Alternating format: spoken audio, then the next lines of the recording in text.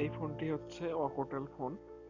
এটা হচ্ছে ব্যাটারির কানেক্টরটি ভেঙে গেছে, তো এখানে আরেকটি ব্যাটারি দিয়ে মডিফাই করে লাগানো ছিল। এই ব্যাটারি কানেক্টরটা পাওয়া যায় না, এই জন্য আমি এই ফোনটিকে সরাসরি ওয়্যার দিয়ে ব্যাটারি কানেকশনে সংযোগ করে দেব। তো চলুন কিভাবে সংযোগ করব। এখানে 4টা লাইন থাকবে, একটা পজিটিভ, একটা নেগেটিভ, একটা আইডি আর একটা বিএসআই। তো আমরা ওইখানে ফোনের মাদারবোর্ডে ওইখানে সংক্ষিপ্ত আকারে লেখা থাকবে আইডি আর হচ্ছে বিএসআই। বিভিন্ন ফোনে বিভিন্ন রকম সংকেত দিয়ে বোঝানো থাকে। তো সংকেত যাই হোক, আমরা লাইনগুলোকে দেখে ভালোভাবে দেখলেই বুঝতে পারবো যারা কাজ করি। তো এখন এই ফোনটার ব্যাটারি নেই, এই জন্য আমি এই ওয়্যার দিয়ে কানেকশন করে নিচ্ছি। তো দেখুন আমি ওয়্যারগুলো লাগিয়ে নিছি, এবং যাতে করে শর্ট সার্কিট কোথাও লেগে যেন না হয়, এই জন্য সেফটি নিয়ে টেপ লাগিয়ে নিলাম। এবং আমার কাছে ব্যাটারিতে যে লাইনগুলো আছে, নেগেটিভ এবং পজিটিভ দুইটা লাইন বের করা আছে, তো ওইটা ওয়্যার দিয়ে বের করানো আছে।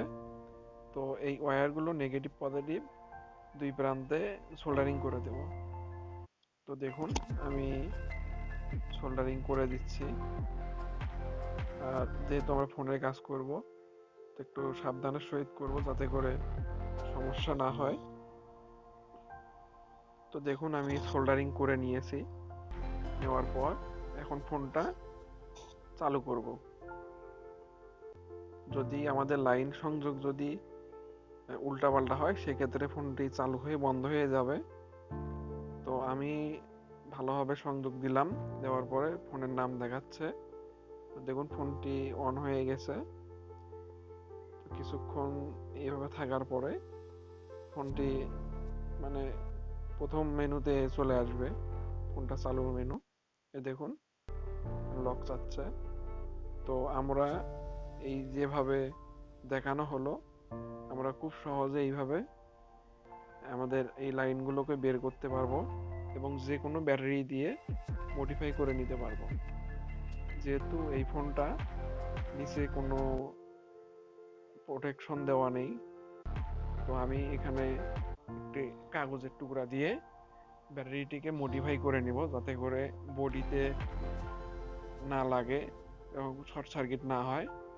তো আমি একটু আঠা দিয়ে নিলাম এবং কাগজটি দিয়ে দিলাম যাতে করে আমার ফোনটি সুরক্ষিত থাকে। তো দেখুন আমি খুব সুন্দর করে কাগজটি বসিয়ে নিলাম এবং ব্যাটারিটি বসালাম। কাগজটা দেওয়ার প্রধান উদ্দেশ্য হচ্ছে, যেহেতু ওয়্যার দিয়ে কানেকশন করেছি, সেক্ষেত্রে কোনো ওয়্যার যদি কখনো ছুটে যায়, সেক্ষেত্রে সমস্যা হতে পারে। তো আমি ভালোভাবে টেপ দিয়ে এখানে যে সার্কিট, এবারে যে সার্কিটটা আছে ওটা লাগিয়ে আটকিয়ে নিয়েছি। আর সাথেই টেপ দিয়ে ভালোভাবে বোর্ডের লাইনটিকে ঢেকে দেব, কখনো যেন খুলে না যায়। দেখুন আমি সাবধানে এবং ভালোভাবে লাগিয়ে দিলাম। দেওয়া শেষ হলে ব্যাটারিটা যেহেতু আলাদা, এই জন্য দুই সাইডে আঠা দিয়ে রাখবো, তাহলে আঠাটা শুকিয়ে গেলে ব্যাটারিটা একটু মজবুত হবে, পড়ে যাবে না। দেখুন আমি চারপাশে আঠা দিলাম। দেওয়ার পর ফোনটিকে আবার চালু করব।